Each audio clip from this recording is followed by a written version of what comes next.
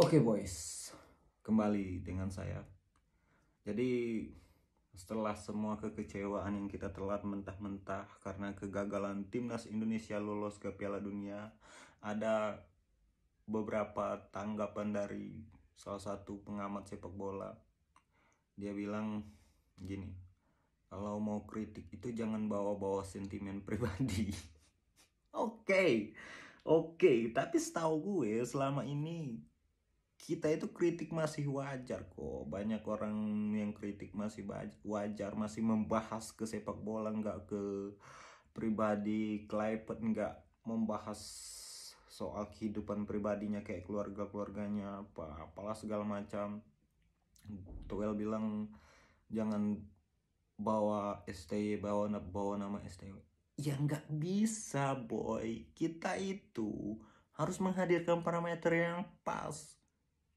Kan sebelumnya juga kita dilatih oleh STY, sepeninggalan STY. Kalau STY yang jauh di sana sudah puluhan tahun nggak melatih, baru Clipper, ya wajar lah. Tapi ini baru tim bekas peninggalan STY. Itu Toel pernah bilang kalau STY itu bagus, bisa menang lawan ini, bisa lolos ke sini, itu dibantu sama pemain naturalisasi, tertolong sama pemain naturalisasi. Cara permainan dia sebenarnya nggak bagus, flop. Tapi lo bisa lihat sekarang, lo itu kayak menutup mata gitu, apa dia udah amnesia gitu. Lo bisa lihat sekarang zamannya Clifford juga itu pemain yang sama dengan apa yang dipilih oleh Sintayong, apa yang dimiliki oleh Sintayong, dan malahan jauh lebih bagus. Ada Ole Romani, ada Mario Zestra, siapa lagi, pokoknya itu. Dan tetap aja permainannya plop. Artinya memang Patrick Kluivert ini mediocre. Kita bisa lihat lawan Arab, lawan Irak. Iya, dia memang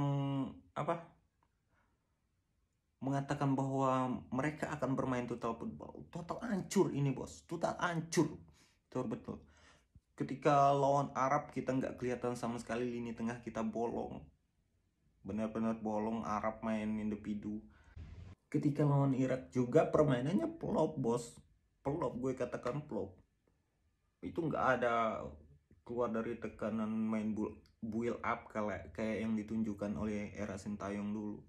Kayak lo dapat bola, lo maju, terus menyisir ke pinggir, terus crossing. Segitu terus 90 menit boy. Nggak ada kombinasi satu sentuhan atau pergerakan akselerasi cepat. Nggak ada boy. Jelas-jelas pemainnya sama. Dulu itu gol dari open play sering terjadi. Bahkan produktivitasnya era STY itu kita ukur nih di ronde 3 aja. Itu lebih produktivitas. Sekarang siapa yang lebih menyerang?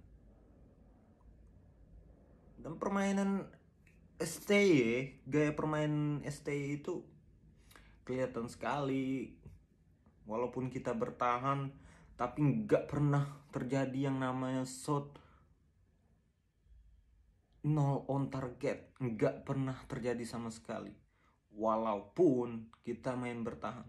Dan setelah gue melihat pertandingan Patrick Kluivert ini, gue menyimpulkan kenapa STY memilih bermain reaktif football, lebih memilih bertahan. Ya karena timnas kita kuatnya di sana boy. Terus balik lagi ke si Towel, pernyataan-pernyataannya dulu itu gue nggak sama sekali mengapik. Karena menurut gue kritik dia itu udah nggak objektif, udah ke sentimen. Apapun hasilnya dihasilkan dari pertandingan STY, dia tetap mengatakan STY itu jelek, tertolong oleh pemain naturalisasi. Dan buktinya sekarang sudah terlihat di ronde keempat. Dan dia masih aneh lah pokoknya. Makanya gue sampai mengeluarkan statement juga untuk menanggapi apa yang si Toel nyatakan. Ini orang udah nggak beres nih. Apakah mungkin ada sesuatu di dalam diri dia. Nggak beres, boy. Apa mungkin dia punya masalah pribadi sama Sintayong? Nggak tahu, boy. Aneh, betul-betul aneh. Hari ini atas dasar kekecewaan gue, kegagalan timnas menggapai merobohkan dinding menuju Piala Dunia, gue bersuara karena gue lumayan jengkel. Dan saya yakin semua orang juga merasakan yang sama dari pernyataan si Towel ini. Emosi ya, sedikit emosi gue. Emang kita nggak boleh apa memberikan perbandingan? Kalau kita memberikan perbandingan kepada sesuatu, kita dianggap sentimen. Hah? Boy, artinya kalau kita memperbandingkan sesuatu, kita sentimen pribadi. Berarti di dalam sebuah negara demokrasi ini, kita nggak boleh melakukan perbandingan. Oke, fix. Setelah semua yang terjadi,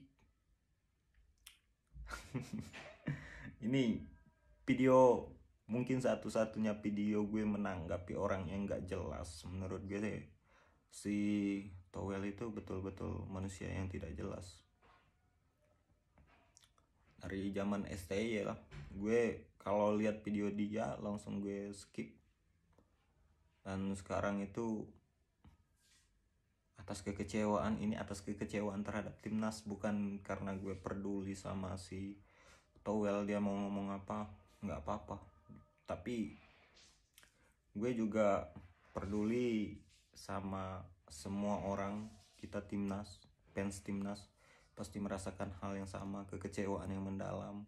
Ditambah lagi pernyataan yang seperti itu sangat tidak masuk akal. Kalau katanya 420 gila, tak masuk logika.